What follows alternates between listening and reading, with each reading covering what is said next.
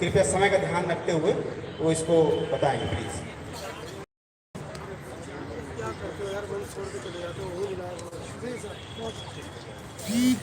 धन्यवाद।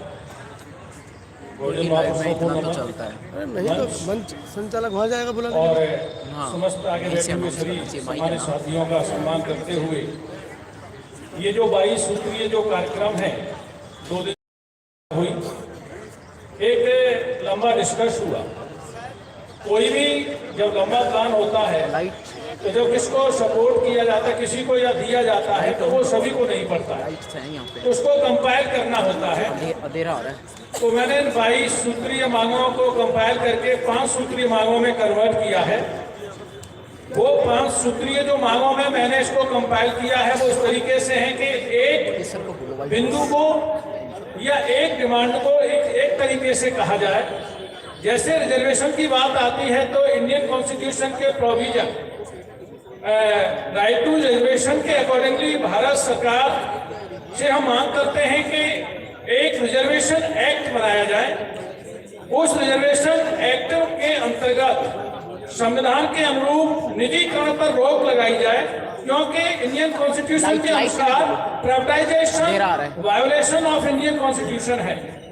तो निजीकरण पर रोक लगा करके आबादी के अनुसार SC, ST एंड OBC को प्रत्येक विभाग में कैमरे के लिए अंधेरा क्षेत्र पर आनुपातिक प्रतिनिधित्व दिया जाए।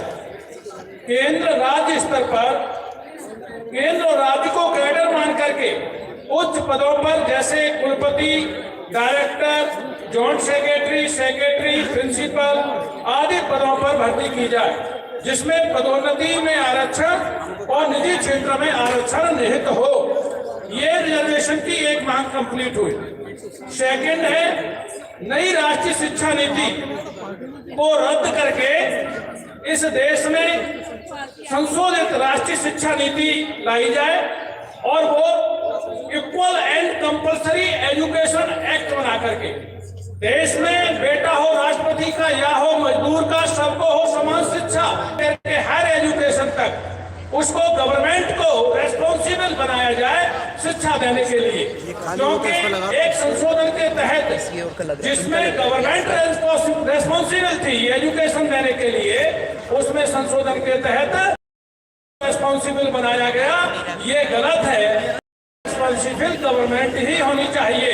और जो हमारा जो एक छात्रवृत्ति का मामला है वो इतना कॉम्प्लिकेटेड है कि शेड्यूल कास्ट के बच्चों को स्कॉलर मिल ही नहीं पाता है।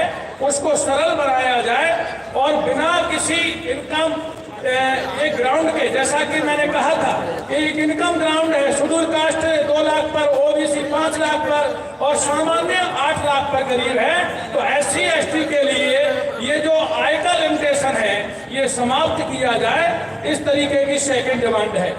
तीसरी डिमांड है, देश में हमारे बहुजन समाज के लोगों को न्याय नहीं मिल पाता है क्योंकि हाई कोर्ट और सुप्रीम कोर्ट में हमारा पर्याप्त प्रतिनिधित्व नहीं है।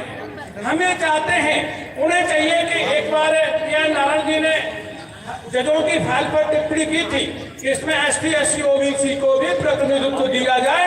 तो तमाम राष्ट्रीय दलों के नेताओं का एक काउंटर आया था कि राष्ट्रपति महामहिम को यह शोभा नहीं देता, अयोग्य लोग न्यायपालिका में पहुंच जाएंगे। क्या योग्यता उनकी बापोती है? ऐसा नहीं है।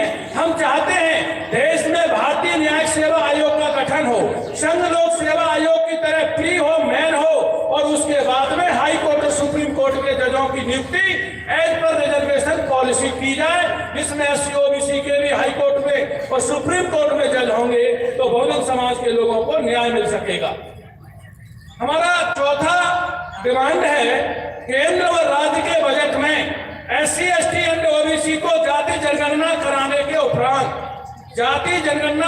के उपरांत आबादी के समानुपातिक बजट की राशि को उनके विकास के लिए आवंटित किया जाए।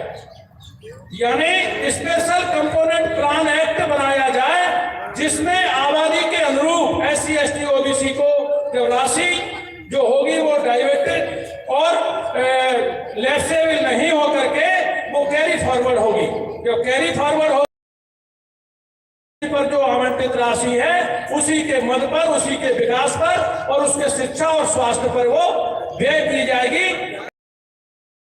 तो हमारा हेल्थ